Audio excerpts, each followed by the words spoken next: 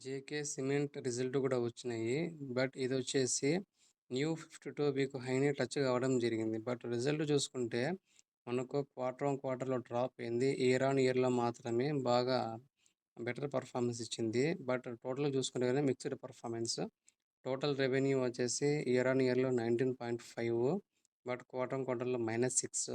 Operating profit 41.4, quarter on quarter 10.1. Net profit వచ్చేసి 75.5 year on year, quarter on quarter 10%.